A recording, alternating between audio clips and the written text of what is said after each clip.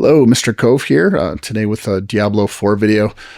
Today I'm going to talk about all of the content that's in Diablo 4, all of the different activities that you do, what they are, why you do them, what they give you, things like that.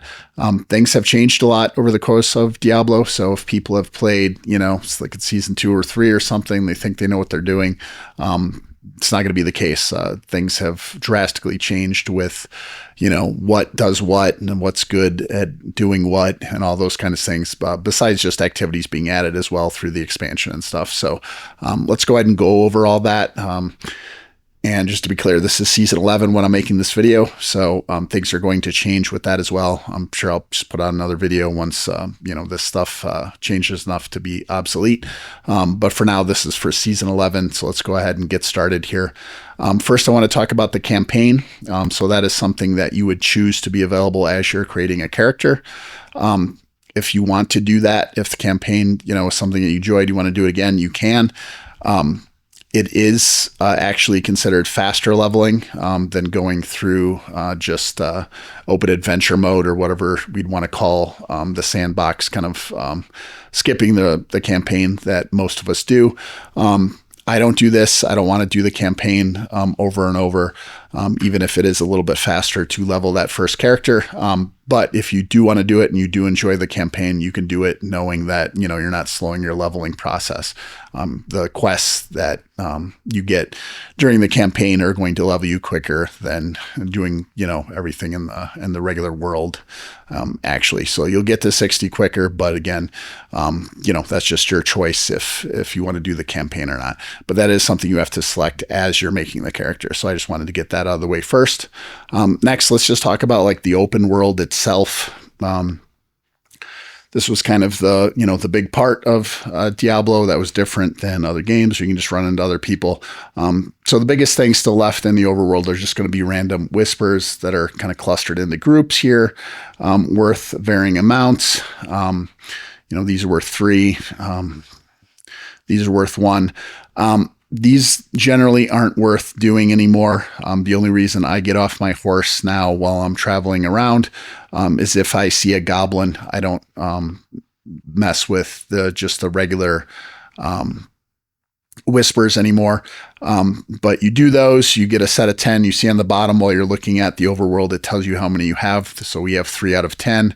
Once you get over 10, you can go to where I am here and turn them in, or you can go to any major town, and they also have a raven that lets you turn in whispers now as well. So you don't have to go to the Tree of Whispers if you don't want to turn those in.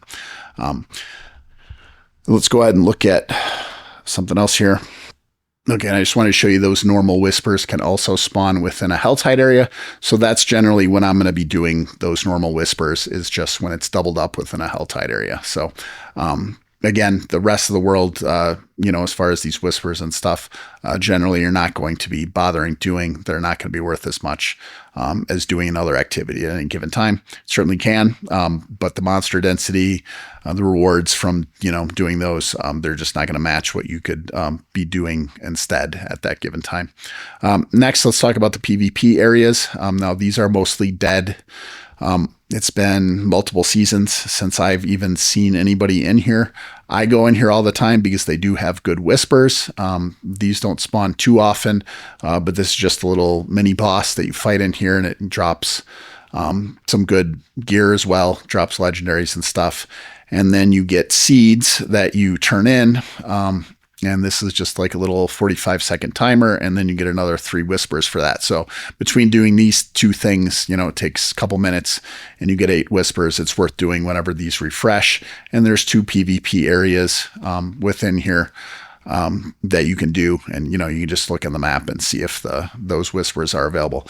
These will spawn more often, or more frequently, they'll refresh more often than the boss one. Usually I just wait till the boss one is up to go in here though as well.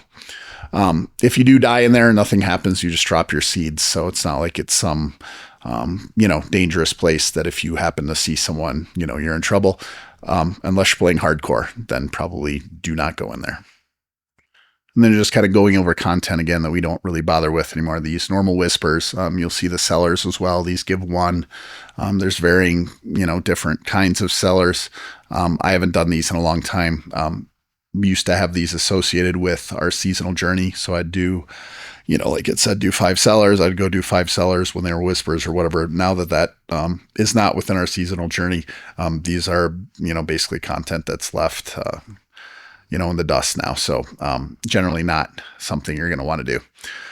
Next, let's talk about Strongholds. Now, these are decent for leveling. You're going to go in here. It's going to tell you, what objectives. They all kind of vary as far as what it takes to complete them. When you do them, they'll oftentimes turn into a waypoint that you can access later. And then there might also be a dungeon that's then available as well from completing that. If you do these, they are generally decent experience while leveling. So you'd probably want to do them before level 60 if you are doing them. Otherwise, the rewards aren't too great other than unlocking, a territory dungeon or something. And then there are a couple in the expansion area. These take much longer. They are fun. They are cool. So I'd suggest probably doing them once if you haven't done them. But after that, they too take much longer than the other ones. So if you're going to do Strongholds for efficient leveling, stick with the ones that are not in the expansion area. Let's just take a look. We can see one that unlocks a dungeon. All right. The only way to tell that on the map would be if one is currently a whisper dungeon. So I didn't see any that were there. But for example, I have a sigil here for a nightmare dungeon. This is X'd out. And then again, it's telling you because you must do the stronghold, and it tells you which one in order to unlock that dungeon. So that would be another reason to do a stronghold if you want access to, a dungeon. Say you get a goblin dungeon or something, and you want to run that, then you want to go run the stronghold to, unlock that for yourself. All right, next, let's talk about regular dungeons here. So you're going to see these on the map. If it has an aspect that you don't have, it'll list it here. You can also do a search through the menu here if you wanted to, through your Codex of Power, and you could check and see if, there's an aspect that you need that you could get through the dungeon through the completion of that. Now, this just gives a low the minimum roll for an aspect, but if it's something that you don't have yet and may be worth doing, that is kind of the only reason to do a dungeon now by itself. Would be, if you need an aspect and, it's something that just hasn't dropped for you yet and you're early in your leveling experience and you really want that aspect, you go to that particular dungeon and then you're going to go through it. And then at completion, there's going to be different ways of completing the dungeon depending on the dungeon. Some have a boss at the end that you just have to get to. Others have other objectives where you're fighting a few mini bosses throughout the thing, and once you get to the last one, that dungeon's complete. But it'll tell you when you're done with the dungeon. But for that aspect would be the only reason to run a non-nightmare version of a dungeon. And we'll go ahead and look at that real quick. So you're going to get these sigils that drop. So you have a bunch here, and my inventory is kind of full of them. The reason I have so many of these is because they have different types now. So you'll see the dungeon affix. We don't care too much about the negative ones for the most part, but the positive thing is what we're looking for. Now, nightmare dungeons used to give a nice base amount of Obdusite, which is what we use for our masterworking. That's no longer the case. They give about 50. We're doing an activity that is meant to give you Obdusite will give you, closer to 2,500 or 3,000. So you see, it's just 1/50th of, what you might get from doing this specific activity that gives it to you. So for now, the reason to do a nightmare dungeon, one, they do spawn with whispers. This used to be a rotating thing where they just had 20 for a season that could spawn as nightmare dungeons. That's not the case anymore. I think we can pretty much do all of them now. And then again, you're just going to be looking at the specific affix to do the nightmare dungeon to see, what is the reason for doing that nightmare dungeon right now. So this it would be if you want to get Obols. This gives like legendary items, ancestral, stuff like that. And then if you wanted experience boost, you do this one. I have a whole video because there's a bunch of these on the different nightmare affixes and what to do with them, which ones are good, why you want to do them, and all that. So that goes into more detail. But basically, the reason to do a nightmare dungeon right now is because of whatever the positive affix is of it. And it is the best way to get Obducite, but it's through only specific ones now, not just doing them in general. See if I have one that... like a strong room is going to give you about 2,500 if you complete that one. A nightmare dungeon isn't different than a normal dungeon other than having some negative affixes and giving you better rewards. So again, you pretty much always want to be doing the nightmare version of a dungeon, if given the choice. And then you can get a bunch of these keys and then try to double up by having them available as a whisper as well, which will give you 5 whispers. And so that's why I keep a bunch of these, just so I have different options depending on which whispers are available, what I need at the time. Then I can just pick the specific sigil that's going to fit that situation at that time. All right, next we have some events that are going to pop up on our map here. You see we have a Legion event spawning in a certain amount of time. So we can look at the map, try to find where that is. It says it begins in 3 minutes. And then this will give 3 whispers for doing this event as well. It is in the overworld, so you'll often have other people doing this with you. You do have to go to it. You can't directly port to it. And then the reason to do these Legion events is for basic materials, stuff that you'll need for masterworking, doing aspects, stuff like that initially. So that's going to be this area right here, your stock goods. And it is a very good place to get Forgotten Souls. If you don't like doing legions, let's see if I have any here. I might not anymore, but there's a version of a nightmare dungeon that just it's materials, and that gives basically the same thing. So if you don't like doing legion events, then doing the nightmare one that gives materials will basically give you the same thing. Now during the legion event, you're going to be running around this area, killing monsters, killing little mini bosses, and then having a bigger boss spawn at the end. If you have more people, it's a little bit easier. And then if you're doing it quickly, which most of the time you're going to be, you'll get 3 chests at the end as opposed to, or only 1 or 2, depending on how you did. If you're doing this, by yourself, there's nobody there with you for some reason, and you have a weaker build at the time, then that may be a reason not to do it, because you may only get the 1 chest at the end. So that's something to think about. Now, if a world boss was going to be spawning within the next hour, that would be showing up on this map too. We don't have that currently, but those world bosses are going to be very good to do, at least currently. They do give a large amount of experience. They also drop a lot of items and a lot of keys and things that are good for other activities. So anytime you see a world boss spawning and you're not, very busy doing something else at the time, try to make it to that. Legion events, for the most part, I skip, especially after you've been playing for a while. The materials that they drop, you won't generally need as you've continued to play. You'll have a surplus of those. But early on, when you're first putting in aspects and masterworking your material, you may want to be doing Legion events to have that material, because you will have some choke points there with those basic materials as you're first playing. But again, if you prefer to do a nightmare dungeon that gives the same thing, then that's an option as well. All right, and then along with the world boss, you can also summon a world boss. I don't believe this is staying past this season, but we'll see about that. This is where you go to summon a world boss. It gives a lot of experience, drops a lot of things, and then you'll be gathering other materials that you can turn in from doing other bosses, from the boss ladder. And then you turn in their materials here after you kill Osmodon, and then you'll get more loot. So this is a really good area for both experience and loot. But again, you kind of do other activities before doing this, and then you can come here and fight and summon Osmodon when you want. And a lot of people are usually hanging out here waiting to do that as well. All right, next let's talk about a couple things that do require the expansion to do. First, we'll start with the Dark Citadel. This does take a quest completion that'll spawn in this area here.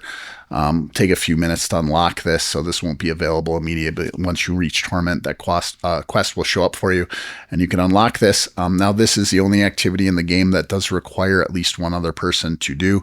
Not that it's difficult, they're just certain things within this dungeon that requires, two people doing two different things at the same time in order to progress through it.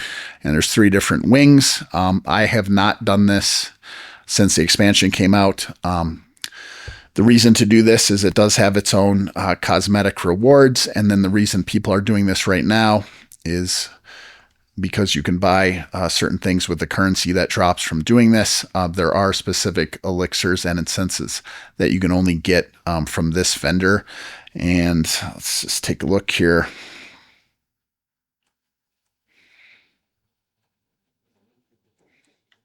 And you see the other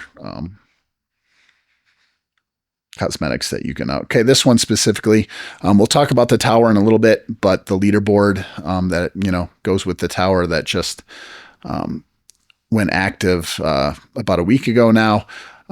This in conjunction with a glyph that gives more damage based on how many potions you're missing. So having more potion capacity increases that damage. People are specifically doing this right now in order to get this incense so they can progress through the tower. Now, most content doesn't require this to do anything. So I would say unless you're doing the tower, you're not going to go do the Citadel just to get these things to, do a little better in a nightmare dungeon or something, right? It's just not worth it. But again, if you're trying to get to, just a little bit better in the tower for the leaderboard, that is what people are doing right now. And this is the only place to get that. So that would be a reason to do this content right now. All right, the next thing we're going to be talking about is the Undercity, which is right here. This can also spawn with a Whisper as well. So that's generally when I do it. Like the Nightmare Dungeons, you're kind of doing it based on what key you're doing this with. Now, these do spawn while you're leveling up, and this isn't something that requires Torment to do. So this is a very good place to get experience while you're moving up to 60 by using this one. And then you'll get other keys as you're going through. Most of these aren't worth doing. We'll just kind of go over a few that are. So magic runes aren't one that you're going to want to do. But this here is. So this is, you're going to get some legendary runes from doing this, as well as a bunch of rare. So if you're short on runes, or you're trying to unlock a specific mythic or something, this can be good to run. This does give a lot of runes. And then other than that, this used to be good. You can get keys as well if you want to do that. If you're short on boss keys, this is decent to run. This one is not worth running right now. Doing a nightmare dungeon that has like a strong room or something is going to be worth a lot more than this. So this is kind of, I'm hoping this comes back as far as being viable as it used to be. But right now it's not, so you're not going to be wanting to do this. And then the other ones you're going to want to be doing are these here that give ancestral legendary. So these are one of the best things to run, to just get a bunch of GAs and some uniques and stuff.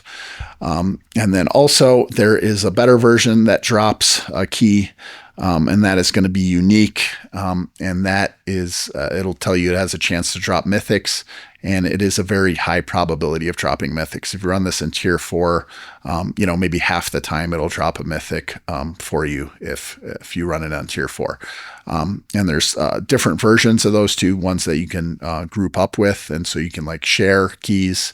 You know, if you have a group of 4 and each of you have one of these keys, you can have 4 runs. And there's other versions that you do have to run solo, and you know, you'll just look at the key and see what it says you have to do for that. But I don't have any on me. When I get these, I run them immediately, since again, this is where I get most of my mythics in a given season, is from those unique keys that drop for that.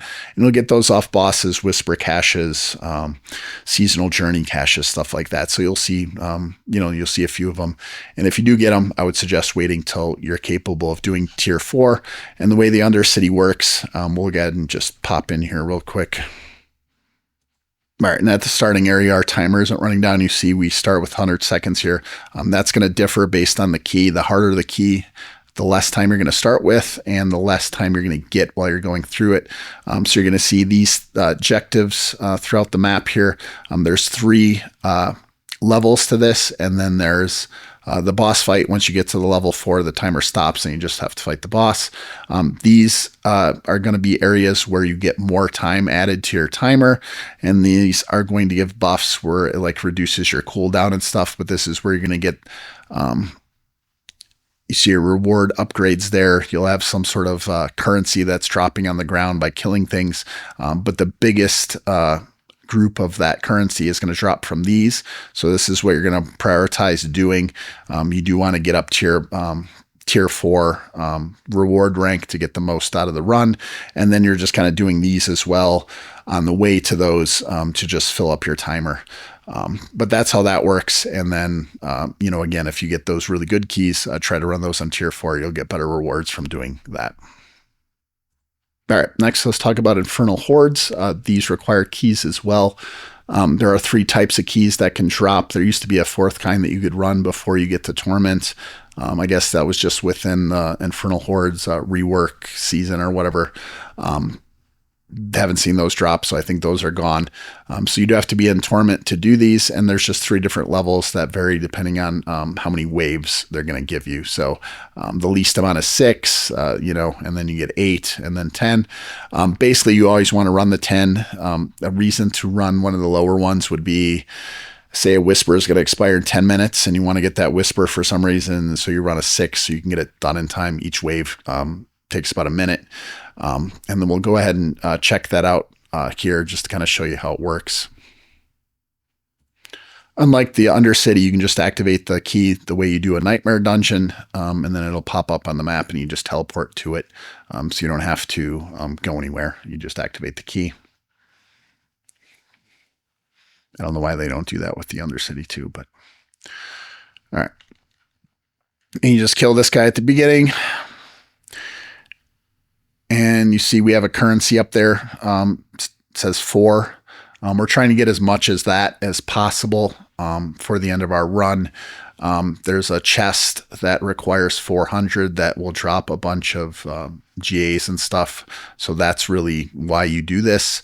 It used to be a good place to get Obdicite as well, but it no longer is, unfortunately. But every wave, you'll have these choices here, and you're just kind of building your own dungeon. And you're just trying to stack these up as far as, you know, so if I pick this here and I'm picking masses, then I ideally want to pick a bunch of things that give bonuses to masses. And that way these will drop more of the currency every time a mass shows up. And, you know, it accumulates to the point where each wave you're getting more and more of the currency by completing it. It does get harder. This is a very good place for experience since the density is very high. And then generally you're just doing it for the GAs at the end. A lot of items drop if you get a decent amount. You kind of want to shoot for a little over 1,000, like 1050 is a good number. That'll allow you to summon the harder boss and then also open the big chest.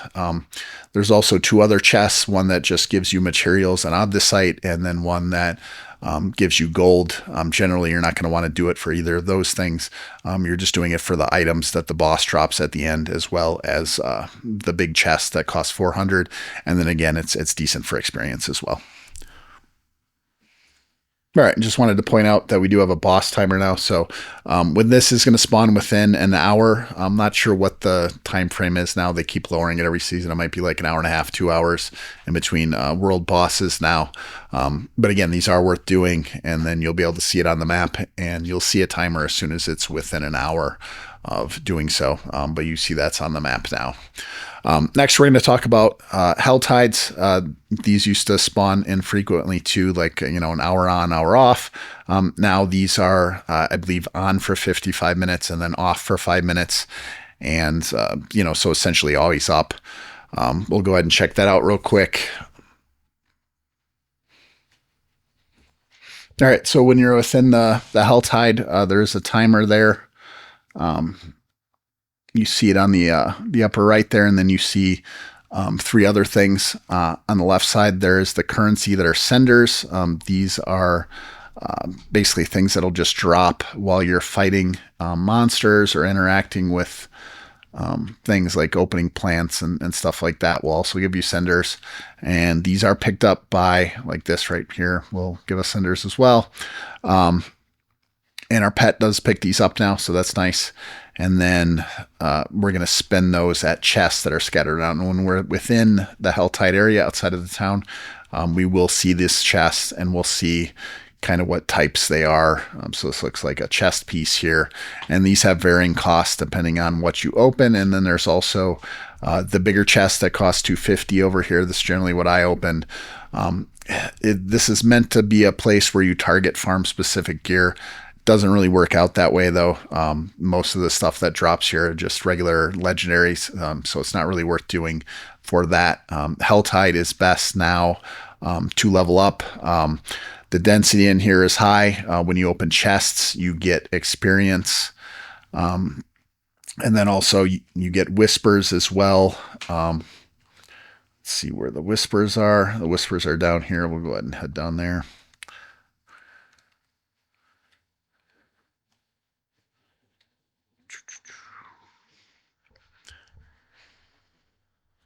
Okay, and again, just to point out, you see how I don't see the Helltide stats up there, my currency and all that. You do have to be in the area to be able to see that.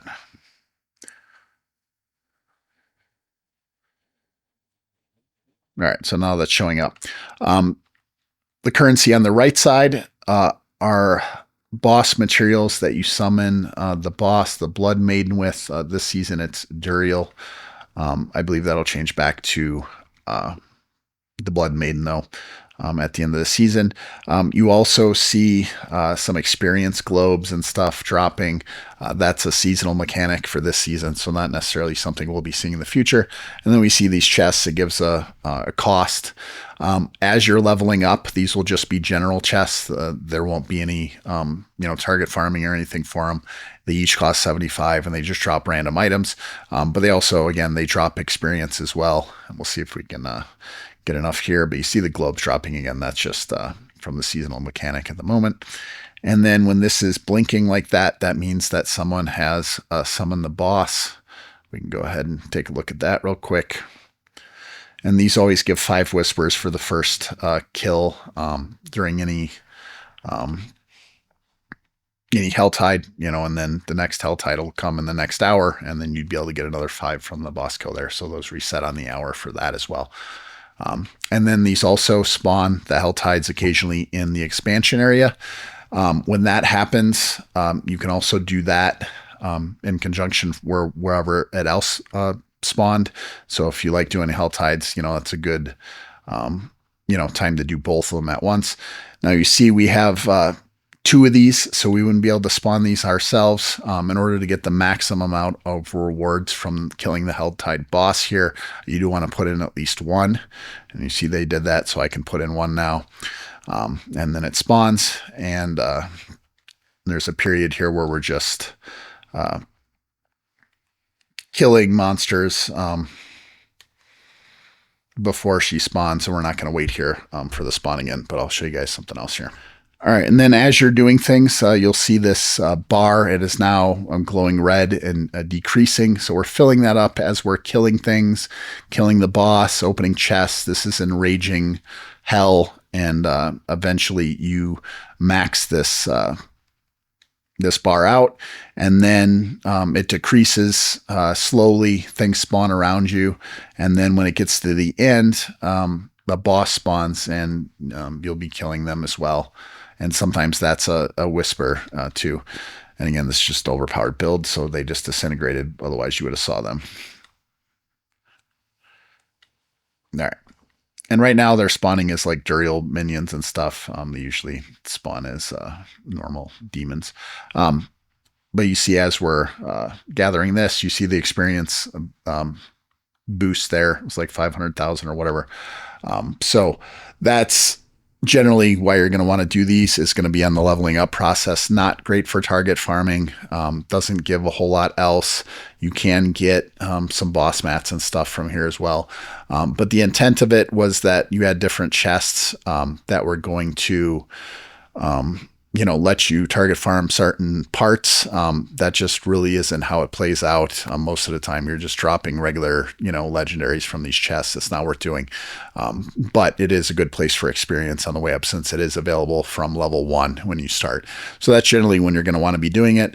And then if you want to do them, for seasonal journey stuff later, or maybe a double whisper showed up, or the normal whispers that show up on the map are also in the Helltide area, that can be a good time to do it as well, where you're just getting, like a couple whisper caches out of it by doing Helltides real quick. But generally when I go in there, I'm just going to open the big 250 chest, kill the boss, and that's about it. And again, it's something that you're probably going to do less, as you're advancing your character. And then just an example of a whisper here. You'll get different options. If you get one that says legendary, generally you want to select that. But this is actually a better way to target farm, what you're trying to get, versus Helltides, in my opinion. It's just, getting a whisper cache that has something. And this isn't really an activity, but it is something you're going to be doing. So, instead of doing Helltides or whatever, you're going to want to use your Obols to target farm, or go to specific bosses. If you need a unique, you're going to go to the specific boss that has that. Just Google that. The Wowhead, I think, has a good layout of which boss has what as far as unique. So if there's unique you need, that's, it hasn't dropped yet, or you have a normal version and you're trying to get a GA, you're going to be target farming that specific boss with their, with their keys. And you're going to go there, and we'll go over that in a bit. But that's going to be how you're target farming. And Helltide's really not the place to do it. And this is the other place you're going to target farm something. So say if you needed a unique dagger or something for your build, you don't have it yet, or you're just trying to upgrade the current one you have, this is the better way to do it, with just gathering Obols. And you can get Obols either from doing a nightmare dungeon that has the Obol affix that'll give you about half of like 1250 or something, about half what you can hold. So if you do a couple of those, you'll be maxed out on Obols, and then you can use them all for your dagger or whatever. And then you'll also get them from the pit and doing other stuff if you're not trying to target farm the Obols to then target farm your item, right? All right, and then a couple more things before we go over the bosses themselves here. So this is going to be where you access the tower and the pit. The tower is, and you just select it here, you see it's highlighted now. So this would be whatever you're doing would go to the tower. So just be aware of that. It's whatever's highlighted, not whatever your cursor is on at the time. So selecting a pit, you select the level. I don't believe these require a currency anymore. They used to. It was kind of stupid because, this is something you wanted to run constantly. What these do is unlock tiers of difficulty. So, initially you saw we just passed tier 4. You have to complete a pit at whatever level it is, and this is just telling you like how what the tier level equivalent was.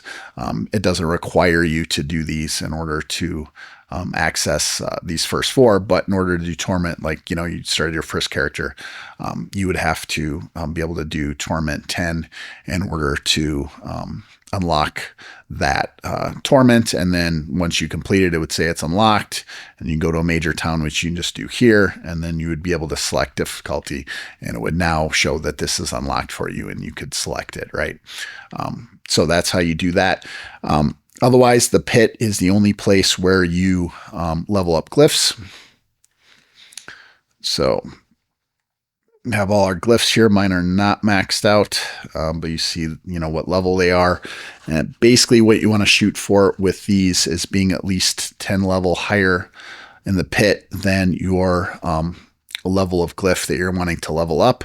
That way it'll be at a maximum of 100% success rate. It goes down, I think it drops down to 8% if you're doing a lesser pit than the level of the glyph itself. So again, higher the better. And then if you go over 20 levels, it'll give you 2 levels, and I think 40 or 30, it'll give you 3, and so on. So the higher level of your pit, compared to your glyph, the either more levels you'll get per, and also if you're at least 10 higher, then you'll have 100% of upgrading it. And then you get like, 4 or 5 from doing it on the base. And then there's, let's see here. I believe the seasonal blessings give you chances to,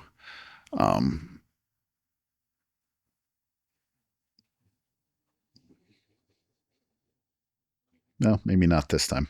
Anyways, this is oftentimes where you can have like an extra glyph chance by doing the pit. So I think by default it's like 4 or 5. If you don't die while doing the pit, then you get an extra upgrade as well to your glyphs. But this is where you do it. No items drop while you're doing the pit. You're just filling up a bar. You have a certain amount of time to do it, and you'll kind of see the bar moving. If you ever played Diablo 3, it's just like a Greater Rift, but you'll see a bar moving compared to how much time's left to kind of tell you how you're doing, and then you'll fight a boss at the end. The higher the pit level, the higher the monster health and stuff is. I believe the damage kind of caps out at tier 4, but their health will continue to scale infinitely, and it is exponentially growing. So like a pit 100 isn't 10% harder than a pit 90 or something, right? Or a pit 110 compared to 100. It's quite a bit harder, right? So each pit tier, you're going to feel a difference, once you get to the point where you're struggling to finish it within the timer. So, but that is the only place to do glyphs. So you're going to be doing a lot of them. It used to be the best place to get experience as well. This season, we'll see if this changes later. They removed the bonus to experience at the end from completion. So now this isn't a very good place to get experience. Bosses have become the best way to get experience. And then the tower is kind of just the pit, except you don't get rewards. And there's a leaderboard, and you can just access that here. So if you're trying to, push a pit level equivalent, say if you're doing a pit 115 right now with your sorcerer, and you're like, wow, I should do the tower and see if I can get, up here as well, since that's the top that other people are doing, then you can do that here. Again, no rewards for the tower yet. We're hoping this changes quite a bit, but this is only a leaderboard thing. There's no rewards at the end of the dungeon. You get a little bit of experience just by killing the monsters. And it basically looks like the pit currently. But the tower is, just for leaderboards. You're not going to get any rewards from it. But you access both of those here. All right. And then the last thing we're going to go over here are just the individual bosses. These can also spawn with whispers. Let's see if there's any up here. Yeah. So this is a boss right here, and they're all over the map. When you select your cursor over them, it'll also show you if you have the materials in your inventory. You can share these with other characters if you want, put it in your stash and then take them out. So this isn't a currency that's just shared by all. It's whatever's in your inventory at the time. And then these are going to drop specific uniques with their own loot table. Again, look that up online if you want to, see what you're getting from specific boss. These whispers rotate, and then certain bosses give materials for other bosses. So, like Duriel's a tier 2 boss, so he's dropping things that lets you fight Belial, which is the last boss. And then some of these lesser bosses are dropping, like, for example, the ones you get for, here I have a ton of them. You get these malignant hearts from doing whispers. And then, let's see.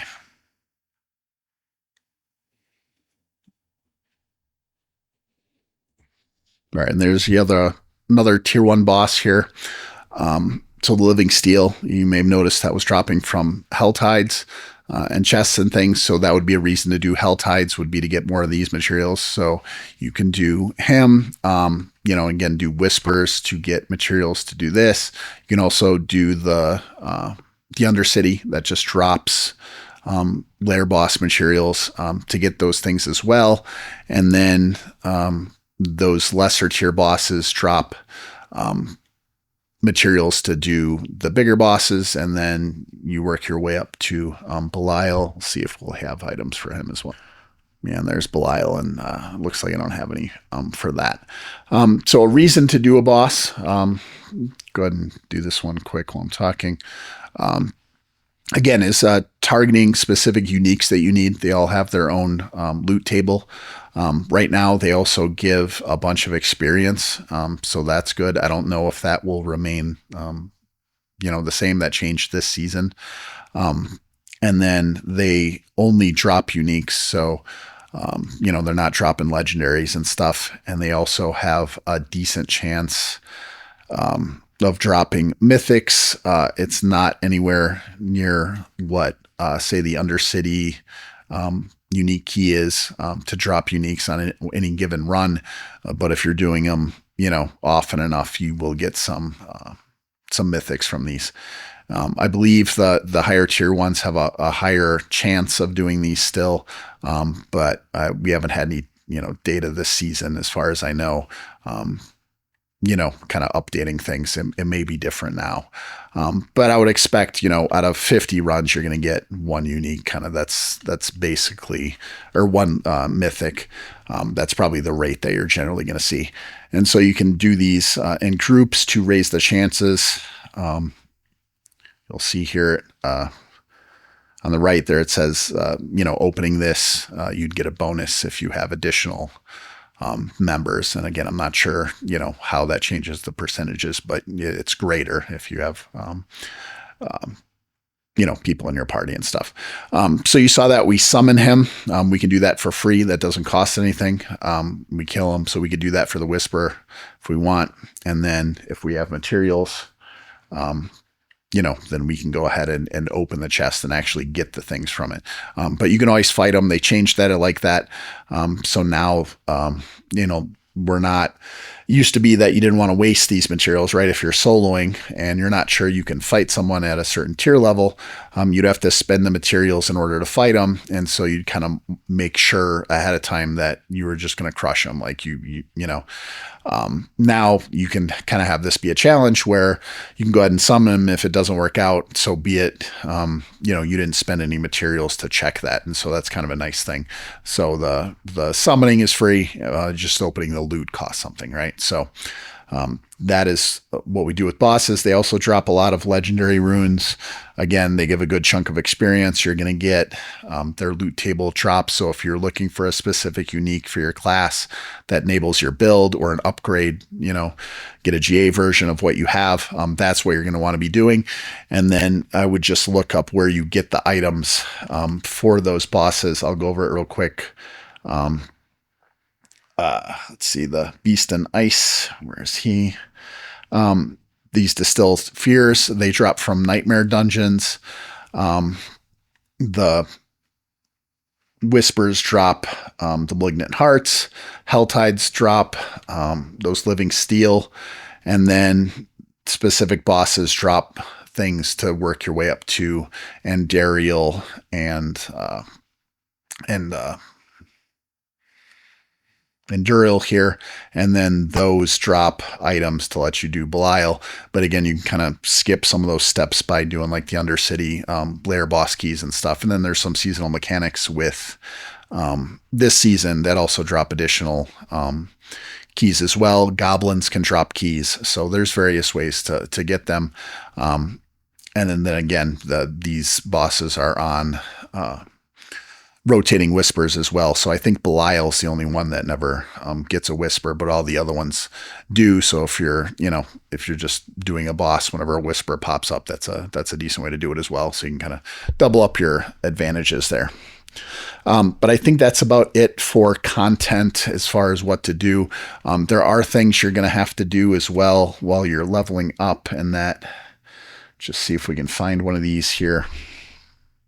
Sorry, I think one more last thing to go over here is if you want to fight a Lilith, you can fight her here. She doesn't drop anything worthy of it. It's just kind of a, this is the hardest fight in the game. A lot of one-shot mechanics and stuff in this, and she is harder than the other bosses. But if you want to try your luck with that, it doesn't require anything to summon her. And usually killing her is also part of a seasonal journey challenge as well. She does drop a mythic resplendent spark here. And if you have 2 of those, you can make a random mythic. And if you have 2 and 6 of a specific rune, you can make a specific mythic from the blacksmith. So killing her isn't worthless. You probably want to do it once a season, get that spark, if it's a fight you can handle. But otherwise, she's not something you farm or anything. You just kill her once and get that spark. All right, and then the last thing I'll go over are just the Capstone dungeons. This got added this season as well.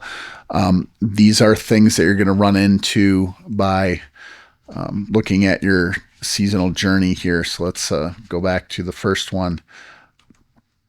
And then you'll see, this is a level 30 thing. You can do it whenever. And this unlocks a bunch of rewards as well as ashes, and then unlocks the next tier. So these are just things you're going to be doing as you go through the leveling process. These do not need to be repeated by additional characters, and then you don't have to look for these. You just go click on the map, and then you can teleport there in order to do these as you're leveling up. But those will just be not really nightmare dungeons. They're a little more complicated, but those will just be little things that you do on your leveling process that you do have to do in order to get to the next area of your seasonal journey.